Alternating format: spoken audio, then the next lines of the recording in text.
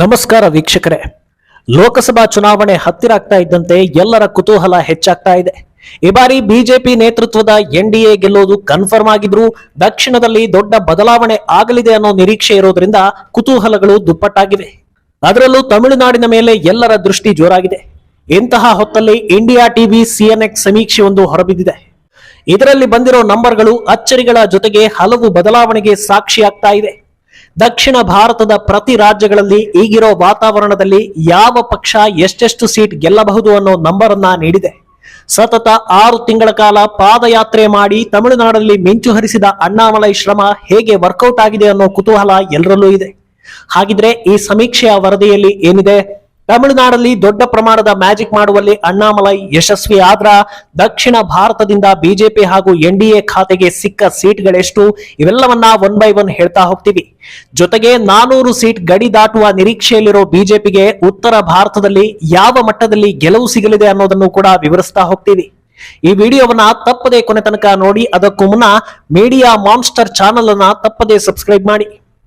S, 2024ರ election ಸಂಬಂಧ ದಕ್ಷಿಣ ಭಾರತ ಅಂತ ಹೇಳಿದ್ರೆ ಮೊದಲು ನೆನಪಾಗೋ ರಾಜ್ಯ ಅಂದ್ರೆ ಅದು ತಮಿಳುನಾಡು. ಯಾಕಂದ್ರೆ ತಮಿಳುನಾಡಿನಲ್ಲಿ ಈ ಬಾರಿ ಅಣ್ಣಾಮಲೈ ಅಂತದ್ದೊಂದು ಕ್ರೇಜ್ ಕ್ರಿಯೇಟ್ ಮಾಡಿದ್ದಾರೆ. ನೇರ ಆಡಳಿತ ಪಕ್ಷವೇ ನಮ್ಮ ಟಾರ್ಗೆಟ್ ಅಂತ ಎಲ್ಲ ಅಸ್ತ್ರ ಪ್ರಯೋಗ ಮಾಡಿರೋ ಅಣ್ಣಾಮಲೈ ನೇತೃತ್ವದ ಬಿಜೆಪಿ ಎಷ್ಟರ ಮಟ್ಟಿಗೆ ಯಶಸ್ವಿ ಆಗಲಿದೆ ಅನ್ನೋದನ್ನ ಇಂಡಿಯಾ ಟಿವಿ ಸಮೀಕ್ಷೆ ಬಿಚ್ಚಿಡ್ತಾ ಇದೆ. ಈ ಸಮೀಕ್ಷೆಯ ಪ್ರಕಾರ ಸದ್ಯದ ವಾತಾವರಣದಲ್ಲಿ ಎಲೆಕ್ಷನ್ ನಡೆದ್ರೆ 39 ಲೋಕಸಭಾ ಕ್ಷೇತ್ರಗಳಿರೋ ತಮಿಳುನಾಡಿನಲ್ಲಿ ಬಿಜೆಪಿ 4 ಸೀಟ್ ಗೆಲ್ಲಬಹುದು ಅಂತ ಸಮೀಕ್ಷೆ ಹೇಳ್ತಾ ಇದೆ. ಆಡಳಿತದಲ್ಲಿರೋ ಡಿಎಂಕೆ 20 ಹಾಗೂ ಎಐಎಡಿಎಂಕೆ 4, ಕಾಂಗ್ರೆಸ್ 6 ಹಾಗೂ ಇತರೆ ಪಕ್ಷಗಳು 4 ಸೀಟ್ ಗೆಲ್ಲಬಹುದು ಅಂತ ಸಮೀಕ್ಷೆಯಲ್ಲಿದೆ. ಇನ್ನು ಬಿಜೆಪಿ ಗೆಲ್ಲಲಿರೋ ಕ್ಷೇತ್ರಗಳು ಯಾವುದು ಅನ್ನೋದನ್ನು ಕೂಡ ಸಮೀಕ್ಷೆ ಬಿಚ್ಚಿಡ್ತಾ ಇದೆ. ಕೊಯಂಬತ್ತೂರು, ರಾಮನಾಥಪುರಂ, ಕನ್ಯಾಕುಮಾರಿ ಹಾಗೂ ವೆಲ್ಲೂರಿನಲ್ಲಿ ಈ ಬಾರಿ ಬಿಜೆಪಿ ಗೆಲ್ಲಬಹುದು ಅಂತ ಹೇಳಲಾಗ್ತಿದೆ. ಈ ಪಾರ್ಟಿ ರ್ಯಾಲಿ ಮಾಡಿ ಇಷ್ಟೆಲ್ಲ ಜನರನ್ನ ಸೇರಿಸಿ ಕೇವಲ 4 ಸೀಟ್ಗಳನ್ನ ಮಾತ್ರ ಗೆಲ್ಲಲಿದೆಯಾ ಅಂತ ಹೇಳೋಕ್ಕಾಗಲ್ಲ. ಯಾಕಂದ್ರೆ vote sharing double digit cross ಆಗಲಿದೆ ಅಂತ ಇತರೆ ಸಮೀಕ್ಷೆಗಳು ಬಲವಾಗಿ ಹೇಳ್ತಾ ಇವೆ. ಅರ್ಥಾತ್ ಸೋತ ಕ್ಷೇತ್ರಗಳಲ್ಲೂ ಬಿಜೆಪಿ ಪ್ರಬಲ ಪೈಪೋಟಿ ನೀಡಲಿದೆ. ಈ ಬಾರಿ ಫೈಟ್ ಇರೋದೇ ಡಿಎಂಕೆ ಹಾಗೂ ಬಿಜೆಪಿ ನಡುವೆ ಅನ್ನೋದು ಪಕ್ಕಾ ಆಗಿದೆ. ನೆಕ್ ಟು ನೆಕ್ ಫೈಟ್ ಇರೋದ್ರಿಂದ ಕೆಲವೊಂದು ಕ್ಷೇತ್ರಗಳಲ್ಲಿ ಕಡಿಮೆ ಅಂತರದಲ್ಲಿ ಬಿಜೆಪಿ ಗೆಲ್ಲುವ ಸಾಧ್ಯತೆ ಇದೆ ಅಂತಲೂ ಹೇಳಲಾಗ್ತಾ ಇದೆ. ಇಲ್ಲಿ ಗಮನಿಸಬೇಕಾದ ಇನ್ನೊಂದು ಅಂಶ ಏನಂದ್ರೆ, ತಮಿಳುನಾಡಿನ ಹಳೆಯ ಪಕ್ಷಗಳಲ್ಲಿ ಒಂದಾಗಿರೋ ಎಐಎಡಿಎಂಕೆ ಹಾಗೂ ಇತರೆ ಎಲ್ಲಾ ಪ್ರಾದೇಶಿಕ ಪಕ್ಷಗಳನ್ನ ಬಿಜೆಪಿ ಈ ಬಾರಿ ಬೀಟ್ ಮಾಡೋದು ಕನ್ಫರ್ಮ್ ಎನ್ನಲಾಗ್ತಾ ಇದೆ. ಇದರ ಜೊತೆಗೆ ಪುದುಚೇರಿಯಲ್ಲಿ ಕೂಡ ಬಿಜೆಪಿ ಜಯಬೇರಿ ಬಾರಿಸಲಿದೆ ಅಂತ ಸಮೀಕ್ಷೆ ಹೇಳ್ತಿದೆ. ಅಲ್ಲಿ ಒಂದೇ ಒಂದು ಲೋಕಸಭಾ ಕ್ಷೇತ್ರವಿದ್ದು ಅದು ಬಿಜೆಪಿ ವಶವಾಗುತ್ತೆ. ಮಿತ್ರ ಪಕ್ಷವಾಗಿರೋ ಎನ್ಆರ್ ಕಾಂಗ್ರೆಸ್ ಜೊತೆ ಸೇರಿ ಪುದುಚೇರಿಯನ್ನ ಗೆಲ್ಲುವಲ್ಲಿ ಬಿಜೆಪಿ ಯಶಸ್ವಿ ಆಗುತ್ತೆ ಅಂತ ಸಮೀಕ್ಷೆ ಹೇಳ್ತಾ ಇದೆ. ಇನ್ನು ನಮ್ಮ ರಾಜ್ಯದ ವಿಚಾರಕ್ಕೆ ಬಂದ್ರೆ ಇಡೀ ದಕ್ಷಿಣ ಭಾರತದಲ್ಲಿ ಬಿಜೆಪಿ ಪ್ರಬಲವಾಗಿರೋದು ಕರ್ನಾಟಕದಲ್ಲೇ. ಆದರೆ ರಾಜ್ಯದಲ್ಲಿ ಕಾಂಗ್ರೆಸ್ ಆಡಳಿತ ಇರೋದ್ರಿಂದ ಈ ಬಾರಿ ಏನಾಗಬಹುದು ಅನ್ನೋ ಕುತೂಹಲ ಎಲ್ಲರಲ್ಲೂ ಮನೆ ಮಾಡಿತ್ತು. 28 ಸೀಟ್ಗಳ ಪೈಕಿ ಕಳೆದ ಬಾರಿ ಬರೋಬ್ಬರಿ 25 ಸೀಟ್ ಗೆಲ್ಲುವಲ್ಲಿ ಬಿಜೆಪಿ ಯಶಸ್ವಿಯಾಗಿತ್ತು. ಈ ಬಾರಿ ಜೆಡಿಎಸ್ ಜೊತೆ ಮೈತ್ರಿ ಮಾಡಿಕೊಂಡಿದ್ದು ಬಿಜೆಪಿ ಜೆಡಿಎಸ್ ಜೋಡಿ ಸುಮಾರು 24 ಸೀಟ್ ಗೆಲ್ಲಲಿದೆಯಂತೆ. ಇತ್ತ ಕಾಂಗ್ರೆಸ್ 4 ಸೀಟ್ ಗೆಲ್ಲುವಲ್ಲಿ ಯಶಸ್ವಿ ಆಗಲಿದೆ ಅಂತ ಸಮೀಕ್ಷೆ ಹೇಳ್ತಿದೆ. ಪ್ರಾಂತ್ಯವಾರು ಸೀಟ್ ಗಳಿಕೆಯ ಮಾಹಿತಿಯನ್ನು ಈ ಸಮೀಕ್ಷೆ ಬಿಚ್ಚಿಟ್ಟಿದ್ದು ಇಡೀ ಕರ್ನಾಟಕದಲ್ಲಿ ಬಿಜೆಪಿ ಮೈತ್ರಿಯ ಹವಾ ಜೋರಾಗಿ ಇರಲಿದೆಯಂತೆ. ಕರಾವಳಿ ಕರ್ನಾಟಕ ಭಾಗ ಸಂಪೂರ್ಣವಾಗಿ ಬಿಜೆಪಿಗೆ ಜೈ ಅಂದ್ರೆ ಉತ್ತರ ಕರ್ನಾಟಕದಿಂದ 2 ಸೀಟ್, ಬೆಂಗಳೂರಿನಿಂದ 1 ಸೀಟ್ ಹಾಗೂ ದಕ್ಷಿಣ ಕರ್ನಾಟಕದಿಂದ 1 ಸೀಟ್ ಕಾಂಗ್ರೆಸ್ಗೆ ಹೋಗಬಹುದು. ಉಳಿದೆಲ್ಲವೂ ಎನ್ಡಿಎಗೆ ಅಂತ ಹೇಳಲಾಗ್ತಿದೆ.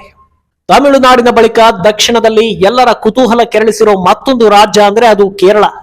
ಯಾಕಂದ್ರೆ ಇದೇ 2 ರಾಜ್ಯಗಳಲ್ಲಿ ಬಿಜೆಪಿ ನೆಲಗಟ್ಟೆ ಇಲ್ಲ ಅನ್ನೋದು ಇಷ್ಟು ವರ್ಷ ಎಲ್ಲಾ ಎಲೆಕ್ಷನ್ಗಳಲ್ಲೂ ಸಾಬೀತಾಗ್ತಾ ಇತ್ತು.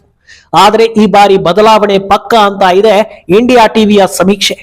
ಕೇರಳದಲ್ಲಿರೋ 20 ಲೋಕಸಭಾ ಸೀಟ್ಗಳ ಪೈಕಿ ಬಿಜೆಪಿ 3 ಸೀಟ್ ಗೆಲ್ಲುವಲ್ಲಿ ಯಶಸ್ವಿ ಆಗುತ್ತೆ ಅಂತ ಸಮೀಕ್ಷೆ ಹೇಳ್ತಾ ಇದೆ. ಉಳಿದಂತೆ ಯುಡಿಎಫ್ 11 ಹಾಗೂ ಎಲ್ಡಿಎಫ್ 6 ಸೀಟ್ ಗೆಲ್ಲಲಿದೆಯಂತೆ.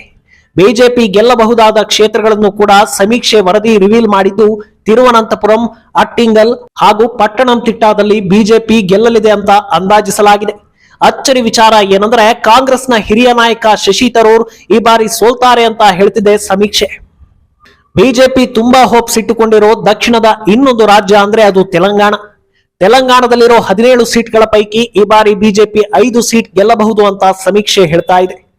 ಆಡಳಿತದಲ್ಲಿರೋ ಕಾಂಗ್ರೆಸ್ 9 ಸೀಟ್ಗಳನ್ನ ಗೆದ್ರೆ ತೆಲಂಗಾಣ ಸೃಷ್ಟಿಯಾದ ಬಳಿಕ 2 ಬಾರಿ ಅಧಿಕಾರದಲ್ಲಿದ್ದ ಬಿಆರ್ಎಸ್ ಪಕ್ಷ ಕೇವಲ 2 ಸೀಟ್ ಗೆಲ್ಲಬಹುದು. ಹಾಗೆ ಎಐಎಂಐಎಂ ಪಾರ್ಟಿ 1 ಸೀಟ್ ಗೆಲ್ಲಬಹುದು ಅಂತ ಸಮೀಕ್ಷೆ ಹೇಳ್ತಾ ಇದೆ.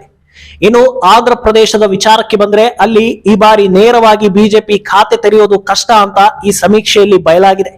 25 ಲೋಕಸಭಾ ಸೀಟ್ಗಳ ಪೈಕಿ ಆಡಳಿತದಲ್ಲಿರೋ ವೈಆರ್ಎಸ್ ಕಾಂಗ್ರೆಸ್ ಪಾರ್ಟಿ 15 ಹಾಗೂ ತೆಲುಗುದೇಶಂ ಪಾರ್ಟಿ 10 ಸೀಟ್ಗಳನ್ನ ಗೆಲ್ಲಬಹುದು ಅಂತ ಈ ಸಮೀಕ್ಷೆ ಹೇಳ್ತಾ ಇದೆ. ಒಂದು ವೇಳೆ ಟಿಡಿಪಿ ಎನ್ಡಿಎ ಜೊತೆ ಮೈತ್ರಿ ಆಗೋದಕ್ಕೆ ಒಪ್ಪಿದ್ದೆ ಆದ್ರೆ 10 ಸೀಟ್ಗಳು ಎನ್ಡಿಎ ಅಕೌಂಟ್ಗೆ ಬಿದ್ದಂತಾಗುತ್ತೆ. ಈ ಸಮೀಕ್ಷೆ ಪ್ರಕಾರವೇ ನೋಡ್ತಾ ಹೋದ್ರೆ ಬಿಜೆಪಿ ಈ ಬಾರಿ ದಕ್ಷಿಣದ 2 ರಾಜ್ಯಗಳಲ್ಲಿ ಪ್ರಮುಖ ಪ್ರಾದೇಶಿಕ ಪಕ್ಷಗಳನ್ನ ಹಿಂದಿಕ್ಕುವಲ್ಲಿ ಯಶಸ್ವಿಯಾಗಿದೆ ಅನ್ನೋದು. ತೆಲಂಗಾಣದಲ್ಲಿ ಮಾಜಿ ಸಿಎಂ ಕೆಸಿಆರ್ ಪಕ್ಷ ಬಿಆರ್ಎಸ್ ಅನ್ನ ಮೀರಿ ಮುಂದಕ್ಕೆ ಹೋದ್ರೆ ಇತ್ತ ತಮಿಳುನಾಡಿನಲ್ಲಿ ಎಐಎಡಿಎಂಕೆಯನ್ನ ಹಿಂದಿಕ್ಕಲಿದೆ ಅನ್ನೋದನ್ನ ಸಮೀಕ್ಷೆ ಹೇಳ್ತಾ ಇದೆ. ಆಂಧ್ರ ಪ್ರದೇಶ ಒಂದನ್ನ ಹೊರತುಪಡಿಸಿದ್ರೆ ದಕ್ಷಿಣ ಭಾರತದ ಎಲ್ಲಾ ರಾಜ್ಯಗಳಲ್ಲಿ ಬಿಜೆಪಿ ಖಾತೆ ತೆರೆಯೋದು ಕನ್ಫರ್ಮ್ ಆಗಿದೆ. ಆದ್ರೆ ದಕ್ಷಿಣದಲ್ಲಿ 50 ಸೀಟ್ಗಳ ಗುರಿ ಹೊಂದಿದ್ದ ಎನ್ಡಿಎ ಸದ್ಯ 38ರ ಆಸುಪಾಸಲ್ಲಿದೆ. ಆದ್ರೆ ದಕ್ಷಿಣ ಭಾರತದ ಬಗ್ಗೆ ಪ್ರಧಾನಿ ಎಕ್ಸ್ಟ್ರಾ ಕಾನ್ಸಂಟ್ರೇಟ್ ಮಾಡ್ತಾ ಇದ್ದು ಇನ್ನೂ ಹಲವು ಬಾರಿ ಭೇಟಿ ನೀಡೋ ಸಾಧ್ಯತೆಗಳಿವೆ. ಆದ್ರಿಂದ ಈ ಎಲ್ಲಾ ಭೇಟಿಗಳ ಬಳಿಕ ಈ ಚಿತ್ರಣ ಬದಲಾಗುವ ಸಾಧ್ಯತೆಗಳಿವೆ. ಅಲ್ಲದೆ ಕರ್ನಾಟಕದ ವಿಚಾರಕ್ಕೆ ಬಂದ್ರೆ ಪಾಕಿಸ್ತಾನ್ ಪರ ಕಾಂಗ್ರೆಸ್ ನಾಯಕನ ಬೆಂಬಲಿಗರ ಘೋಷಣೆ ಸಾಬೀತಾಗಿದೆ. ಇದು ಕಾಂಗ್ರೆಸ್ ಮೇಲೆ ಜನಾಕ್ರೋಶವನ್ನ ಹೆಚ್ಚಿಸ್ತಾ ಇದೆ. ಇಂತಹ ಘಟನೆಗಳು ಮರುಕಳಿಸ್ತಾ ಇರೋದ್ರಿಂದ ಕೈಪಾಳಯಕ್ಕೆ ಸೀಟ್ಗಳ ಸಂಖ್ಯೆ ಕಡಿಮೆ ಆಗೋ ಸಾಧ್ಯತೆ ಇದೆ. ಇನ್ನು ಬಿಜೆಪಿಗೆ ಈ ಬಾರಿ ಉತ್ತರ ಭಾರತದಿಂದ ಭರಪೂರ ಸೀಟ್ಗಳು ಬರಲಿವೆ ಅಂತ ಸಮೀಕ್ಷೆ ಹೇಳ್ತಾ ಇದೆ. ಅದರಲ್ಲೂ ಗುಜರಾತ್, ಮಧ್ಯಪ್ರದೇಶ, ಹರಿಯಾಣ, ದೆಹಲಿ ಹಾಗೂ ರಾಜಸ್ಥಾನವನ್ನ ಬಿಜೆಪಿ ಕ್ಲೀನ್ ಸ್ವೀಪ್ ಮಾಡಲಿದೆ ಅಂತ ಇಂಡಿಯಾ ಟಿವಿ ಸಮೀಕ್ಷೆ ಹೇಳ್ತಾ ಇದೆ. ಇನ್ನು ಅಸ್ಸಾಂ, ಗೋವಾ ಹಾಗೂ ಈಶಾನ್ಯ ರಾಜ್ಯಗಳಲ್ಲಿ ಎನ್ಡಿಎ ಮೈತ್ರಿ ಪಕ್ಷಗಳ ಸಹಾಯದಿಂದ ಬಿಜೆಪಿ ಕ್ಲೀನ್ ಸ್ವೀಪ್ ಮಾಡಲಿದೆ ಅಂತ ಸಮೀಕ್ಷೆ ಹೇಳ್ತಿದೆ. ಅಚ್ಚರಿ ವಿಚಾರ ಏನಂದ್ರೆ 7 ಈಶಾನ್ಯ ರಾಜ್ಯಗಳನ್ನ ಸೇರಿ ಒಂದೇ ಒಂದು ಸೀಟ್ ಕಾಂಗ್ರೆಸ್ಗೆ ಬರಬಹುದು ಅಂತ ಅಂದಾಜಿಸಲಾಗ್ತಿದೆ. ಇದೇ 7 ರಾಜ್ಯಗಳಲ್ಲಿ ಮೈತ್ರಿ ಪಕ್ಷಗಳ ಸಹಾಯ ಇಲ್ಲದೆ ಬಿಜೆಪಿ ಏಕಾಂಗಿಯಾಗಿ 5 ಸೀಟ್ ಗೆಲ್ಲುವ ಸಾಧ್ಯತೆ ಇದೆಯಂತೆ. ಅತ್ತ ಕಾಶ್ಮೀರದಲ್ಲಿ ಎನ್ಸಿ ಮುನ್ನಡೆ ಸಾಧಿಸಿದರೆ ಜಮ್ಮುವಿನಲ್ಲಿ ಬಿಜೆಪಿ ಈ ಬಾರಿ ಡಾಮಿನೆಂಟ್ ಆಗಲಿದೆ ಅಂತ ಹೇಳ್ತಿದೆ. ಉಳಿದಂತೆ ಪಶ್ಚಿಮ ಬಂಗಾಳದಲ್ಲಿ ಈ ಬಾರಿ 50-50 ಆಗಬಹುದು ಅಂತ ಅಂದಾಜಿಸಲಾಗ್ತಾ ಇದೆ. ಆದ್ರೆ ಪ್ರಶಾಂತ್ ಕಿಶೋರ್ ನೀಡಿದ ಸುಳಿವಿನ ಪ್ರಕಾರ ಬಿಜೆಪಿ ನಂಬರ್ ನೋಡಿ ಈ ಬಾರಿ ಎಲ್ರಿಗೂ ಅಚ್ಚರಿ ಆಗ್ಬೋದು ಅಂತ. ಆ ಲೆಕ್ಕದಲ್ಲಿ ಟಿಎಂಸಿಯನ್ನ ಬಿಜೆಪಿ ಬೀಟ್ ಮಾಡೋ ಸಾಧ್ಯತೆಯೂ ಇದೆ ಅಂತ ಹೇಳಲಾಗ್ತಾ ಇದೆ.